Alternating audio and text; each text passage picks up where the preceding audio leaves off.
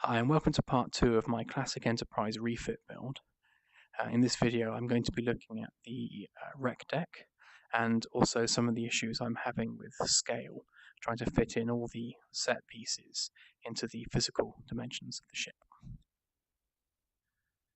So this is the rec deck. It's where the crew come to relax after their shift. I think we only see it in Star Trek The Motion Picture, but there are several scenes that are shot here.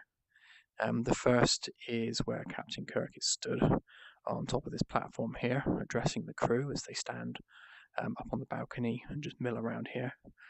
And then you also see them watching that video on the screen as V'Ger absorbs a deep space outpost.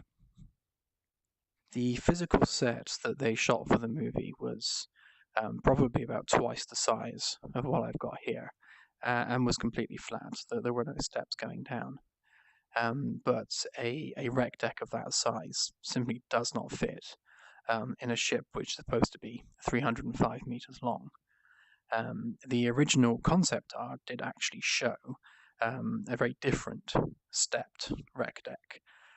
So I've kind of married the two together. So you've got, as best as I can manage, as to what you see on screen, compared to the original concept art by Andrew Probert, which does show a stepped design. The reason I can't make it any bigger than this is because if we take a look out here, you can see that the rec deck does take up the entire available hull space. So you've got the outer hull below and the outer hull above, and there's just no other room for anything else.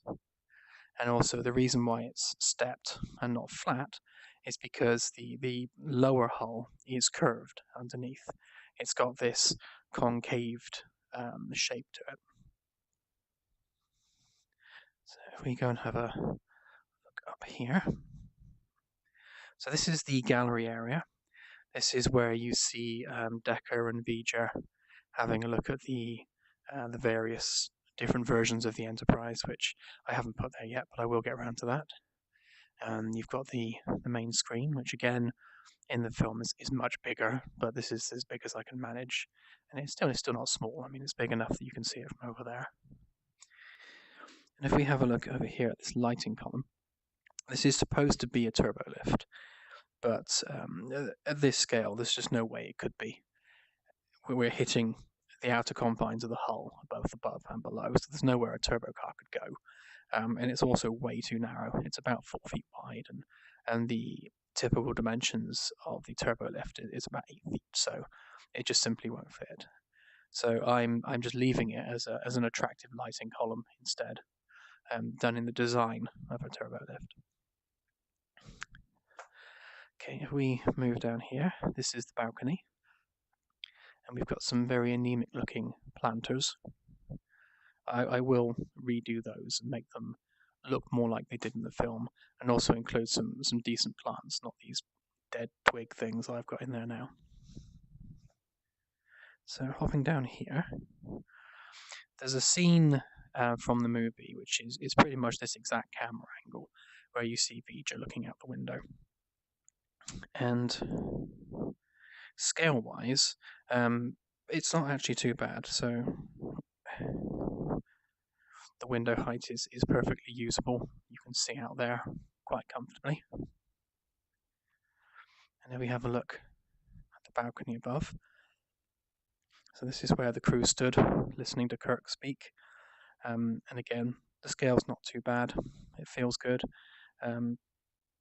I think it's pretty much exactly as you see on screen. It seems odd to me that there isn't a railing on this side as well, because you could just fall down there. But looking at the set plans, I can't see any railing. The window height is a bit low. I'd prefer it if it was bigger. But I'm limited to the outer features of the ship, so that's where it has to be, and it's not too bad. If we just have a look over here. Oops, gone too far.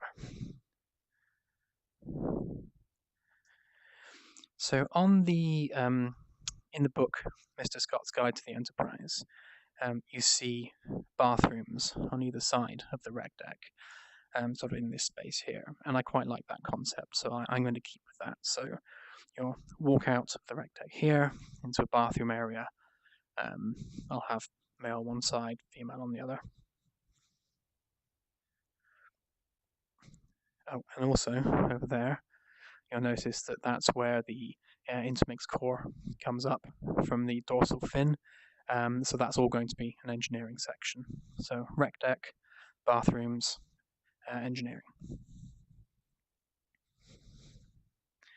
So if we hop outside onto this, one of the really cool features is that you can see everything inside when you're outside of the ship, and I absolutely love that. It's awesome. I'd love to be able to make this multiplayer, so it could be out here in a shuttlecraft, for instance, and you've got a friend in there kind of waving out the window, which would be quite cool. When I went to design the Enterprise, I didn't want to do it as a fan. I wanted to do it as an engineer. So it was important to me that it not just look right and then have the right kind of rooms and things in it, but it also functioned as a working starship. So rather than having rooms just floating in midair, they had to be supported by girders and beams, and all the ship's internal componentry had to be present with the right kind of connectivity as well. But it's no good having all that if you can't see it. So what I wanted to do is make it so that the outer hull could be stripped away so that you could see the detail underneath. So all you need to do is press a button on the Vive controller like this, and the outer hull vanishes. So here we can see the deflector grid going around the outside, or the shield grid. There's a few bits of components there which you can't really see very well, but I'm going to flesh this out, and it will be a lot more detailed. So you'll have wires and conduit and things running between the rooms and the outer hull as well. So if we hop up there onto this beam, you can get close and personal with the actual physical componentry in the ship as well.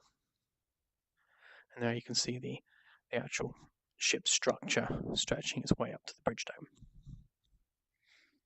And it's nice to be able to just turn the hull on, have a look at the outer features, and then see how those internal features sit behind what you can see on screen.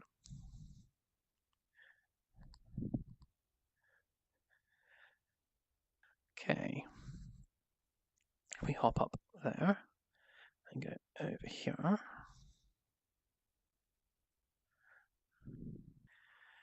so this is the beginning of the bridge dome, and this bit here in particular is the teardrop shape which sits on top of the saucer. That stretches all the way around the outside over to here, where you have the officer's lounge, which kind of follows the contour of the hull down.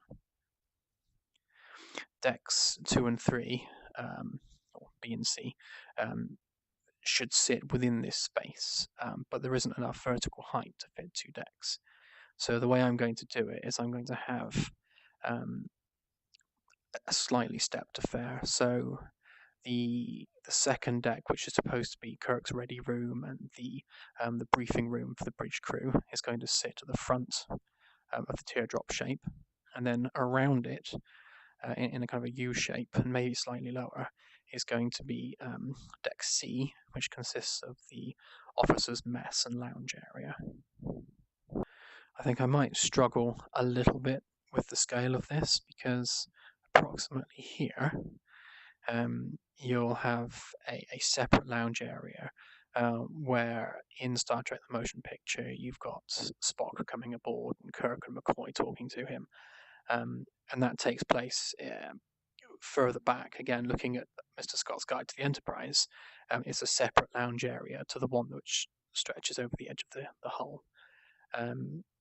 And the turbo shaft here can't move because it lines up with the rear doors on the bridge. It actually splits into 3.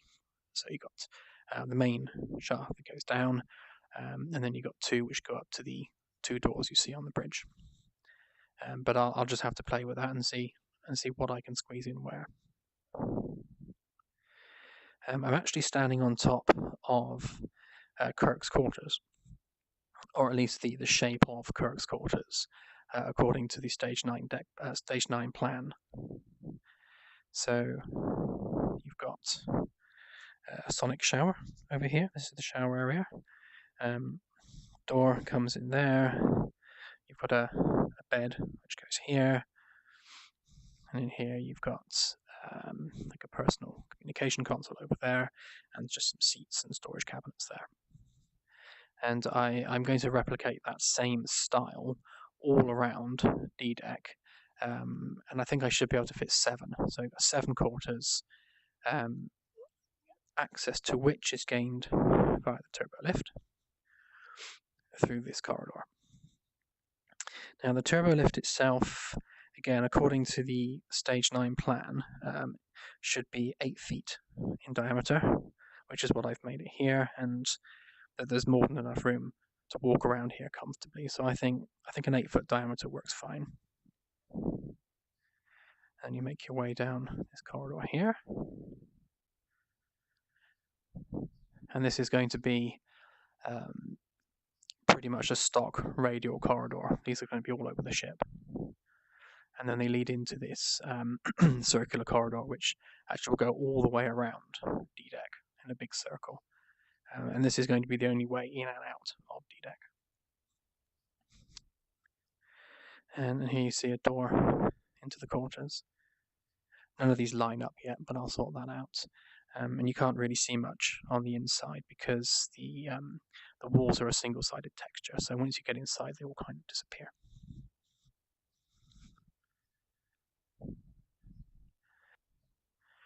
So we just scoot around a little bit.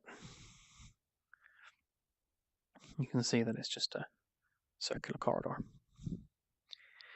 Along the outside edge of D-Deck is actually going to be where the phaser turrets are. And you need a phaser control room of some sort there as well. So I just go over there where there's a girder. I'm going to have to fit in a Jeffries tube for accessing all the hardware around the circumference of D-Deck. And I'm going to try and fit in a phaser control room in this space here.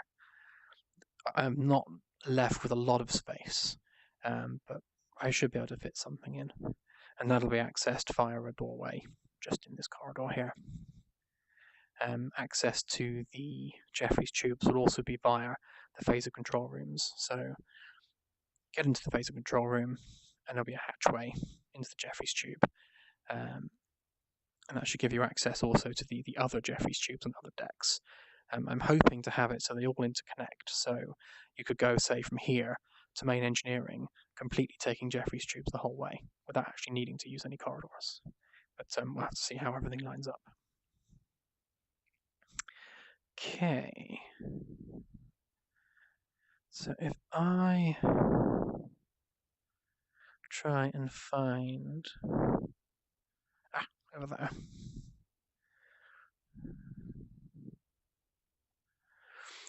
I stuck some lights in what will be one of the lounge areas around the outside of the saucer, just to demonstrate the scale of the windows. So I'm 6 foot tall, pretty much exactly, and at my height, these windows are perfect. I can see out of them perfectly fine, which is great for the lower deck of the saucer. But as you hop up to the deck above, we have this issue where the windows are too low. They're not desperately too low. I mean, I can still see out of them. They still work. In an ideal world, they'd be here. But again, because of the outer hull, they have to be where they are.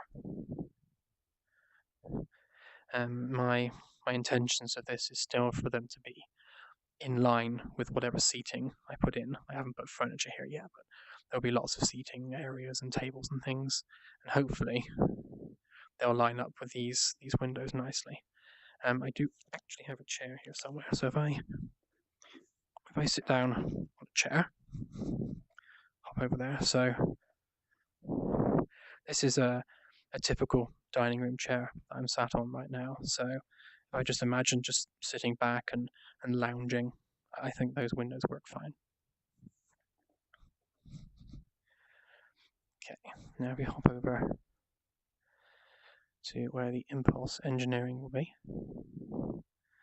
This is the intermix shaft, which will go from the impulse deflection crystal on top of the hull all the way down into main engineering in the engineering hull.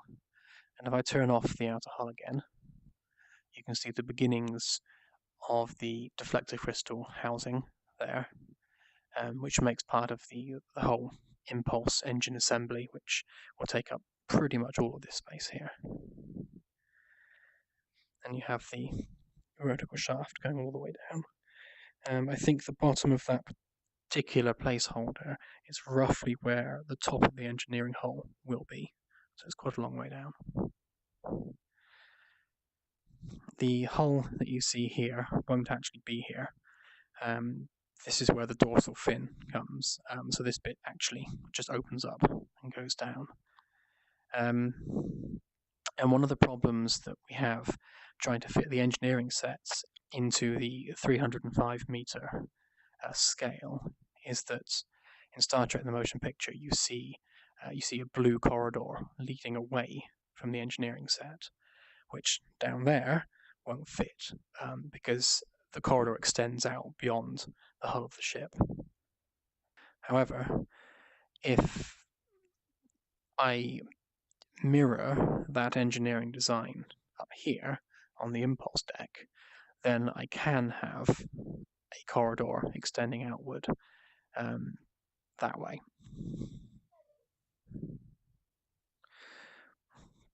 So in terms of space, it should fit. I think there's still going to be an issue with the side corridors because they're going to be hitting some of these beams.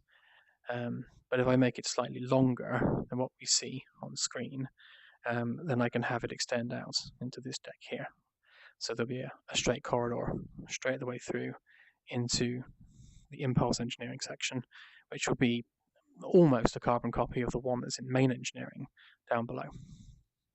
And again, on the engineering set, you see the horizontal shaft, which leads to and two angled pieces going up, which in this configuration could just be feeding the two impulse engines.